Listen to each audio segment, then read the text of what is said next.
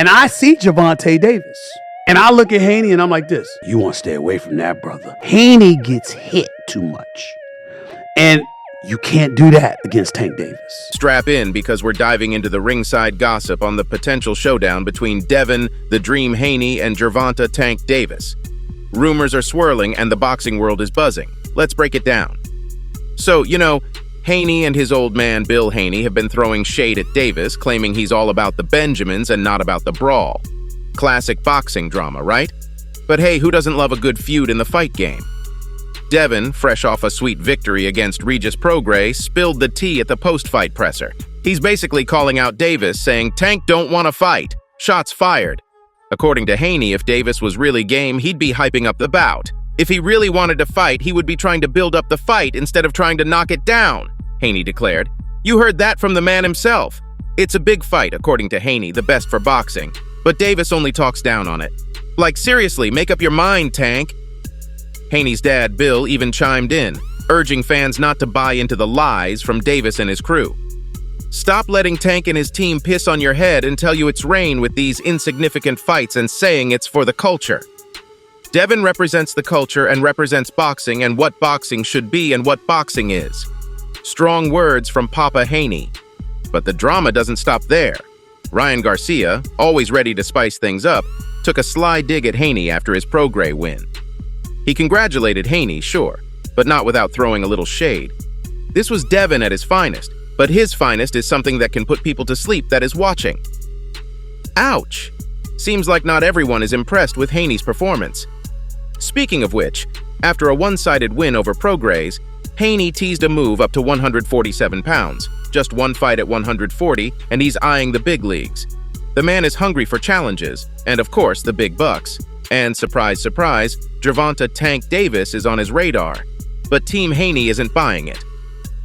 Tank don't want to fight, Devin said. If he really wanted to fight, he would be trying to build up the fight instead of trying to knock it down or say I'm only selling because of this or that. They're not holding back. Father and trainer Bill Haney had his say too, making it clear that Team Tank is spreading lies. So a message to all the fans, stop letting Tank and his team piss on your head and tell you it's rain with these insignificant fights and saying it's for the culture. Devin represents the culture and represents boxing and what boxing should be and what boxing is. It's getting heated. Back to Haney. He's laying it out on what's next. I don't know. I want to talk to my dad and see what's next. I want to do a fight at 147, but there's a lot of big fights at 140. I'm into making the biggest, best fights in the sport of boxing. That's where I'm at. He's all about making history. Bill Haney echoes his son's sentiments, emphasizing legacy and the pursuit of becoming a three-division champion. When looking at legacy, and so many people right now tarnish the sport of boxing by saying belts don't matter, we look to continue Devin being a legacy fighter. But let's not get ahead of ourselves. Who could Haney face at 147? I don't know. I want to talk to my dad. He's been looking at the 147 pounds landscape. You would have to ask him. The plot thickens, and here comes the bombshell, Ryan Garcia. That's a possibility. That's a mega fight. I've been calling out Ryan for years now, and it's good to hear that he finally wants to fight. It sucks that it came after he took an L, but it was only a matter of time. Haney is ready for the challenge. What's crazy is I seen Ryan right before I went into training camp. He didn't say nothing about fighting me, so I literally was shopping. We ran into each other at a store. He didn't say nothing about fighting. Ryan, you got called out. Haney's sticking to his game plan, learned from experience. I wanted to fight hard. I knew I could hurt him and was hurting him, but every round I went back to the corner, my dad would say, just keep focused. Keep sticking to the game plan. You're beating him easy.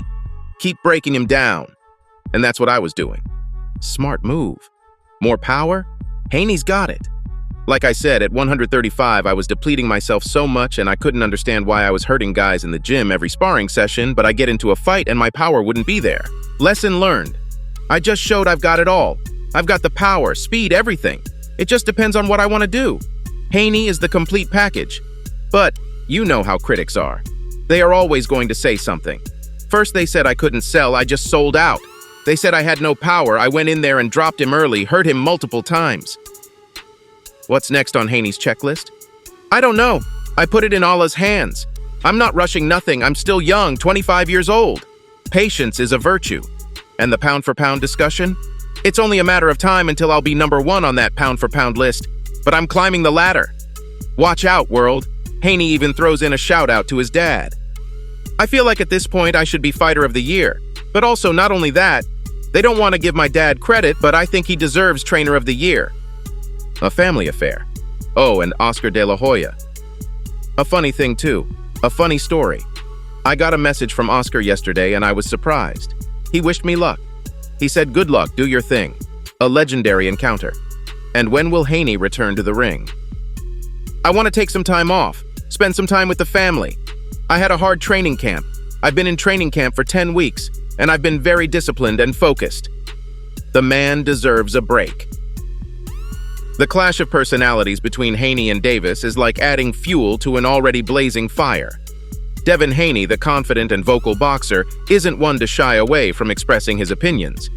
He's not just chasing titles, he's after legacy and recognition.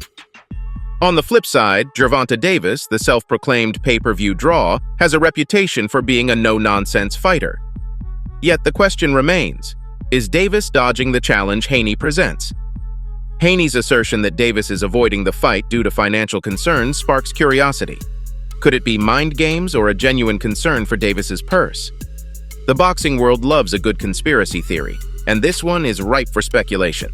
Now back to the ring dynamics. Haney's victory over Regis Prograis was more than just a win. It was a statement. Every punch thrown and every round dominated adds another layer to the narrative. But let's not forget Ryan Garcia's 2 cents in this saga. The social media-savvy boxer couldn't resist throwing a bit of shade at Haney, claiming his finest moments could put fans to sleep. It's the kind of banter that keeps the fight game interesting. And let's face it, the fight game is not just about the punches thrown in the ring, it's about the narratives outside it. Speaking of narratives, Haney's desire to move up to 147 pounds is a bold move. One fight at 140, and he's eyeing the more challenging welterweight division. Ambition or strategy? Maybe a bit of both. But it's not just about climbing weight classes. It's about making the biggest and best fights. And who's on Haney's radar in the welterweight division? None other than Gervonta Davis. The plot thickens even more. Yet, Team Haney remains skeptical about the likelihood of the Davis showdown. Is it a genuine reluctance from Davis, or is he playing the waiting game? The boxing community loves to speculate, and this situation is ripe with possibilities. Now let's talk legacy.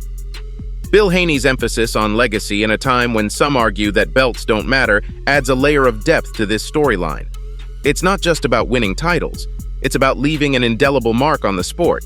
And with Devin Haney eyeing a move to the prestigious welterweight division, the stakes are higher than ever.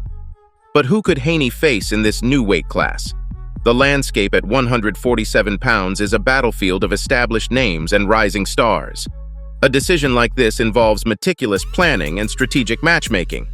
And let's not forget the potential blockbuster Ryan Garcia. The possibility of a mega fight is tantalizing. After all, it's not just about the matchups inside the ring, it's about the narratives that lead to those matchups. Haney's revelation that he ran into Ryan Garcia before training camp, and Garcia said nothing about a potential fight, adds another layer to this unfolding drama. The fight game thrives on unpredictability and surprise announcements. Now, let's dissect Haney's approach in the ring. His strategic prowess, learned through experience, is evident in his fights. The discipline to stick to the game plan, even when the knockout seems tempting, showcases a mature understanding of the sweet science. It's not just about throwing punches, it's about breaking down opponents methodically. And let's address the power issue. Haney's revelation about depleting himself at 135 pounds and the subsequent increase in power at 140 adds a dimension to his performance. It's a testament to the physical toll weight cuts can take on a fighter. His journey from struggling at 135 to dominating at 140 is a narrative that resonates with many in the boxing community.